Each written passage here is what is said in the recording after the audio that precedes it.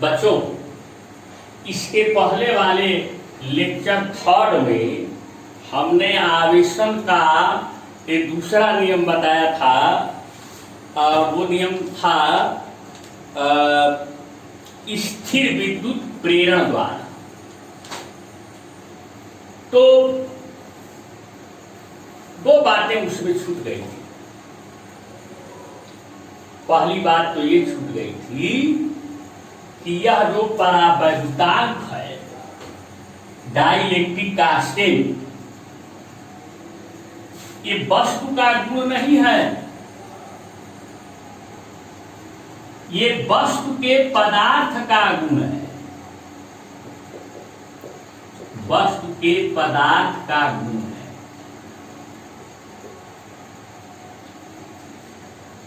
जैसे तांबा है तो तांबे का गुण है, लोहा है तो लोहे का गुण है। ऐसे दूसरी बात आप ध्यान दिए होंगे कि प्रेरण के द्वारा जब आवेशन की प्रक्रिया होती है तो आवेशित वस्तु पर जो आवेश आता है वो विपरीत प्रकृति का होता है। मानिए धनावेशित वस्तु से प्रेरित होगा तो ऋणावेश होगा आएगा, और ऋणावेशित वस्तु से प्रेरित होगा तो धनावेश आएगा। एक और तीसरा है चालन द्वारा आवेशन। तीसरी विधि है चालन द्वारा आवेशन।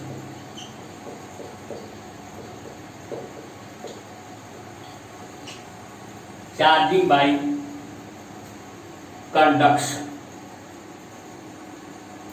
तो ये चालन द्वारा आवेशन क्या है? जब कभी कभी ऐसा भी होता है कि जब दो वस्तुओं को संपर्क में रखते हैं तो जाहिर सी बात है कि एक वस्तु के परमाणुओं की कक्षाओं के इलेक्ट्रॉनों पर नाभिक का आकर्षण बल कम होगा और एक वस्तु के परमाणुओं की कक्षाओं पर नाभिक का आकर्षण बल अधिक होगा। तो जिसमें कम होता है उसके इलेक्ट्रॉन निकल सकते हैं। ये प्रक्रिया तो हम पहले बताए। अब मान लीजिए यह वस्तु पहले से धनावेशित है,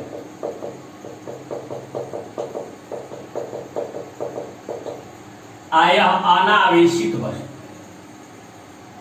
ये धनावेशित है, आया अनावेशित है, यानी इस पर कोई आवेश नहीं है। इस पर ध्यान। तो जब इनको हम संपर्क में लाते हैं तो परमाणु की कक्षाएं जिनमें इलेक्ट्रॉन नहीं है वो इलेक्ट्रॉनों को आकर्षित करती है। तो यहां क्या होगा? ये जो धनावेशित वस्तु है ये क्यों धनावेशित है भाई? इसमें परमाणुओं की कक्षाएं ऐसी हैं जिसमें इलेक्ट्रॉन नहीं है, तो वो इलेक्ट्रॉनों को आकर्षित करेंगी।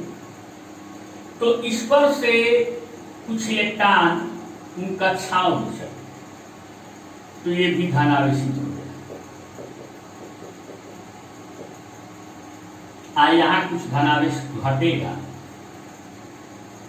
तो जितना इधर धनावेश घटेगा उतने यहाँ धनावेश बढ़ेगा। जब इसमें से इलेक्ट्रॉन निकल के इसमें आएंगे तो आखिर धनावेश ही को तो खत्म करेंगे।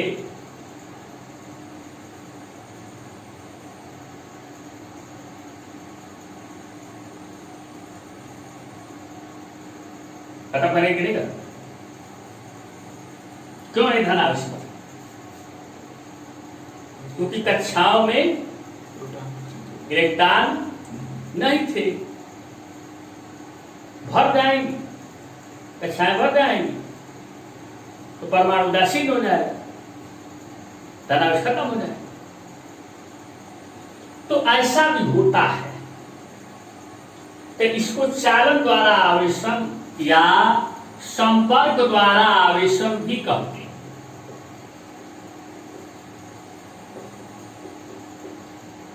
चार्जिंग बाय कांटेक्ट ये धातुओं में संभव होता है, विचारकों में भी हो सकता है। तो ये सब चीजें तो किताबों में आप पढ़ सकते हैं। लेकिन एक बात ध्यान रखिए, चालन या संपर्क द्वारा जब आवेशन होता है तो ये समान प्रकृति का होता है। कैसा होता है? समान प्रकृति का होता है। जबकि प्रेरण द्वारा आवेशन विपरीत प्रकृति का। अब एक और खास बात आती है। बहुत बार अध्यापक लोग या हम या आप या सभी लोग एक बात का उपयोग करते हैं, बिंदु आवेश।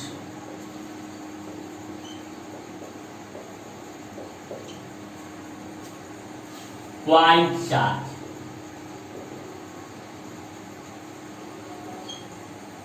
ये बिंदु आवेश क्या है?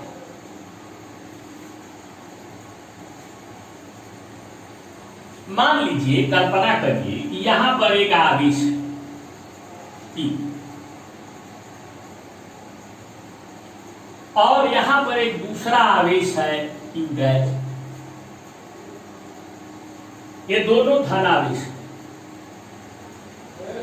दोनों धन आवेश है। तो ये इसको प्रतिकर्षित कर रहा है और ये इसको प्रतिकर्षित कर रहा है। तो हम इस पर विचार करें। तो इस Q डैश पर Q प्रतिकर्षण बल लगा रहा है। Q से Q डैश की दूरी R, ठीक है। तो Q के कारण Q डैश पर लगने वाला प्रतिकर्षण बल या अगर दोनों आवेशों के बीच की दूरी के वर्ग के व्युत्क्रमानुपाती है। क्या है? व्युत्क्रमानुपाती है।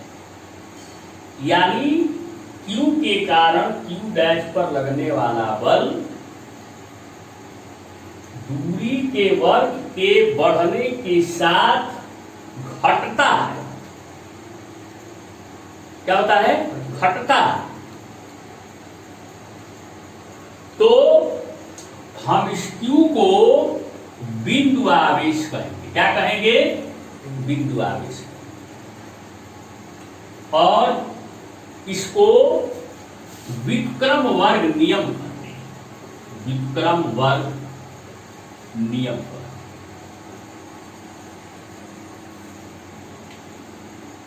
यानी किसी आवेश के कारण लगने वाला बल, किसी आवेश के कारण किसी अन्य आवेश पर लगने वाला बल यदि उस आवेश से उस अन्य आवेश की दूरी के वर्ग के बढ़ने के साथ घटता है तो कहते हैं कि वह व्युत्क्रम वर्ग नियम यानी इनवर्स स्क्वायर लॉ का पालन करता है। और अगर वह ऐसा करता है तो वह बिंदु आवेश है। तो क्या है? बिंदु आवेश है। अब आपने देखा इन सब चीजों पर तो आप क्लास 10th से ही चर्चा करते आ रहे हैं कि दो समान प्रकार के आवेश, एक प्रकृति के आवेश, समान प्रकृति के आवेश एक दूसरे को प्रतिकर्षित करते हैं। दो विपरीत प्रकृति के आवेश एक दूसरे को आकर्षित करते हैं। तो आवेशों के बीच बल लगता है। ये बात कन्फर्म है। तो जो आवेशों के बीच बल लगता है उसको कहते हैं विद्युत बल, इलेक्ट्रिकल फोर्स, विद्युत बल। और आवेशों के बीच लगने वाले बल के लिए, यानी विद्युत बल के लिए कूलाम साहब ने नियम किया है, जिसको कूलाम का नियम कहते हैं। कूलाम का नियम। तो आते हैं आवेशों के बीच लगने वाले बल के लिए कूलाम साहब का नियम। तो आइए हम अब यहां पर कूलाम का नियम है। कूलाम का नियम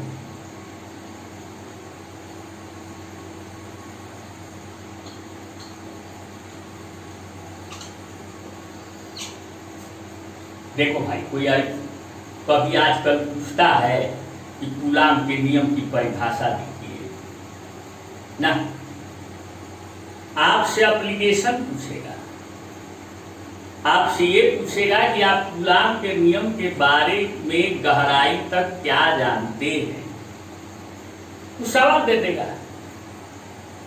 आपको आता होगा तो लगाएंगे, नहीं आएगा तो मुंह बांध देंगे, यही करेंगे। तो अब हम आपको बताते हैं, कूलाम ने एक नियम दिया कि मान लो यहां पर दो आवेश हैं, एक Q1 है और एक Q1 और Q2 कैसे आवेश हैं? तो पहले स्थिर आवेश, स्थिर आवेश। अब आप कहेंगे कि स्थिर माने, अरे अगर Q1 और Q2 धन है, ये भी धन आवेशित है, ये भी धन आवेशित है, तो इनको यहाँ रख देंगे तो रहेंगे चैन से, ये उसको प्रतिकर्षित करेगा, उसको प्रतिकर्षित करेगा, भाग जाएंगे। ये धन है, ये ऋण है, तो चैन से रहेंगे, ये आकर्षित करेगा, भाग जाएंगे, ये एक दूसरे करीब आ जाएंगे। लेकिन इन्होंने कल्पना किया, मान लो कि ये आवेश स्थिर हैं, ये आवेश स्थिर हैं, मान लो। उसके बाद मान लो कि ये दोनों बिंदु आवेश हैं। कैसे आवेश है भाई? बिंदु आवेश है, माने दोनों व्युत्क्रम वर्ग नियम का पालन करते हैं। ये दोनों बातें अगर हैं तो इन दोनों के बीच लगने वाले विद्युत बल का मान या वाई एयर बराबर 9 × 10⁹ Q1 Q2 बटा 8, जहां इन दोनों बिंदु आवेशों के बीच की दूरी।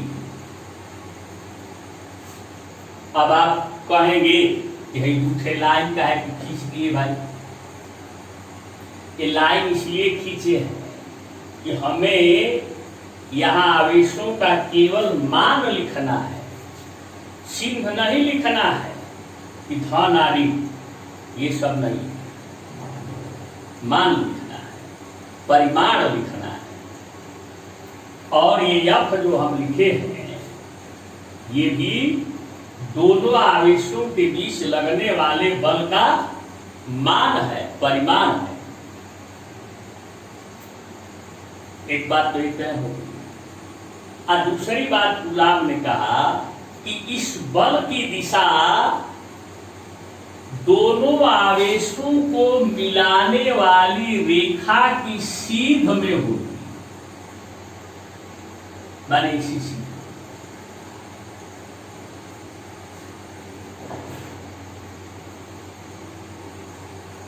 एक बात और बताते हैं कि जब ये स्थिर आज दोनों एक दूसरे पर बल लगा रहे, जो गुलाम ने पहले ही कह दिया कि मान लो कि स्थिर है, हम कह रहे हैं आप जो एक आदमी ये है और एक आदमी ये है। आदमी ऐसा होता नहीं है, लेकिन मान लीजिए कि ये दोनों आदमी है, ये दोनों आदमी और दोनों रस्सी से एक दूसरे को खींच रहे और दोनों स्थिर है। तो जितना यह आदमी इस आदमी पर बल लगा रहा होगा, उतना ही यह आदमी भी इस आदमी पे बल लगा रहा होगा। जब दोनों बल लगा रहे हैं, दोनों स्थिर है, तो इसको कंफर्म है कि दोनों बराबर और विपरीत बल लगा रहे हैं। वही हाल यहाँ, हाँ विपरीत जरूरी भी नहीं है, यहाँ पे विपरीत जरूरी नहीं है, विपरीत नहीं, विपरीत सारी थोड़ा ध्यान से देखिए, सोचिए ये धन है, अगर ये धन है परिकर्षित करेंगे, ये धन है और ये है, तो ये इसको इधर आकर्षित करेगा, ये इसको इधर आकर्षित करेगा, ठीक, दोनों बराबर और विपरीत बना, ठीक है। तो यहां भी जितना बल Q1 Q2 पे लगा रहा है मान में, उतना ही बल Q2 Q1 पे लगा रहा है। मान में बराबर है, परिमाण में बराबर है, लेकिन दिशा में विपरीत है, ठीक है। तो इन बल, इसके Q1 द्वारा Q2 पर लगाए गए बल के परिमाण यानी मान और Q2 द्वारा Q1 पर लगाए गए बल के मान यानी परिमाण का अनुपात क्या होगा? एक संबंधे एक, एक संबंधे एक। एक बात ये भी है, अब ये कूलाम साहब ने नियम दिया। अब ये 9 × 10⁹ जो है, ये एक विशेष राशि है जो प्रायोगिक आधार पर तय है, उसके भीतर आपको नहीं जाना। तो इसका मात्रक थोड़ा खोजिए कि क्या होगा, यूनिट क्या होगा, या साई यूनिट। तो थोड़ा देखिए अब। हाँ, एक बात और पहले कहना जरूरी है, वायु क्या है? वायु माने होता है कि दोनों आवेशों के बीच का माध्यम चाहे वायु है या निर्वात। निर्वात माने वैक्यूम है, चाहे वायु माने एयर। तो अब कुल मिला के ये हो गया कि अगर दो स्थिर बिंदु आवेश Q1 और Q2 एक दूसरे से r दूरी पर स्थित है, तो तथा उनके बीच का माध्यम वायु या निर्वात है, तो उनके बीच लगने वाला पारस्परिक बल या वायु भेजा निर्वात तो लिख सकते हैं, तो दोनों का Fy बराबर 9 × 10⁹ Q1 Q2/8। ये हो गया समीकरण नंबर 1। अब या निर्वात या वायु आप समझिए, लिखे तो केवल वायु। अब 9 × 10⁹ जो है प्रायोगिक आधार पर दी गई एक विशिष्ट राशि है, तो इसका मात्रक क्या है? तो थोड़ा सा इसी को घुमा दीजिए, तो 9 × 10⁹ बराबर है, गुणा हो जाएगा इसका इसमें F × R² / Q1 ×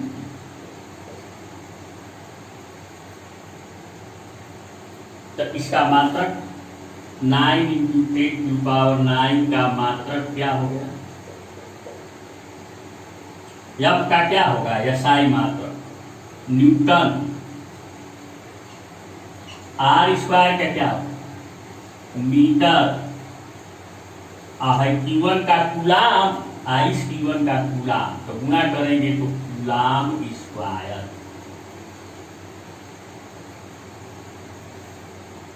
तो यार स्क्वायर है जी, तो न्यूटन मीटर स्क्वायर हो गया, तो न्यूटन मीटर स्क्वायर बटा कूलाम स्क्वायर। ठीक है। अब एक और आगे चल करके इसके बारे में चर्चा होगी, बहुत सी चीजें हैं जो आगे चल करके चर्चा की जाती है। 1/4 पाई एप्सिलॉन जी बराबर भी होता है 9 × 10⁹ न्यूटन मीटर स्क्वायर बटा कूलाम स्क्वायर।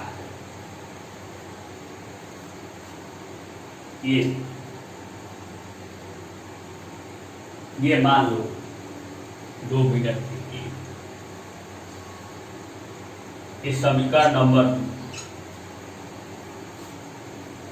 2। ये जो लिखे हैं ऐसे, इसको एप्सिलॉन 0 पढ़ते हैं, एप्सिलॉन 0।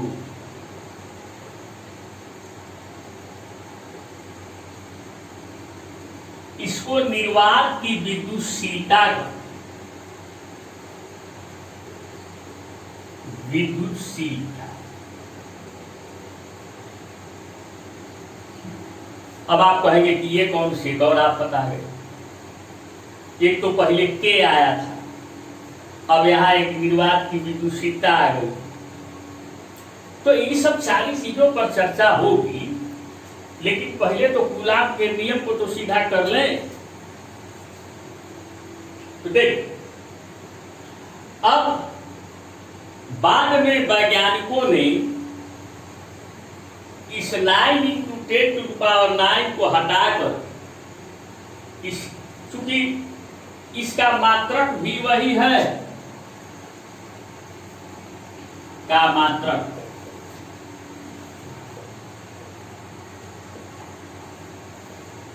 वही। अब इसकी जगह पर हम ये 9 × 10⁹ आया मात्रक लिखना चाहेंगे इसका, तो यही होगा न्यूटन मीटर स्क्वायर पर कूलाम स्क्वायर।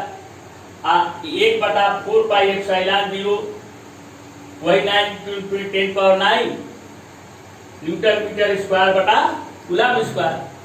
तो किसी कारणवश जिसके बारे में चर्चाएं कुछ इंटरमीडिएट स्तर पर होंगी तो की जाएंगी, कुछ नहीं होंगी तो नहीं की जाएंगी। तो एक कूलाम के नियम को, तो एक को निम्न प्रकार से लिखें।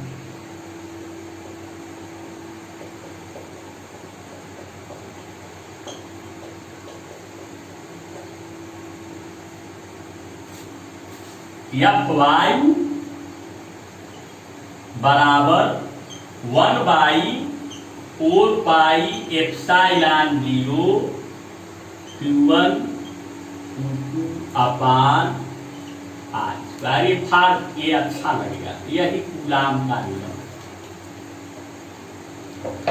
यानी जब दो आवेशों के बीच निर्वात और वायु हो, आवेशों के बीच का माध्यम क्या हो, निर्वात हो या वायु हो, और दोनों आवेश कैसे हो, स्थिर बिंदु आवेश हो, तो उनके बीच लगने वाले बल का मान Fy बराबर ये होता है। ठीक है।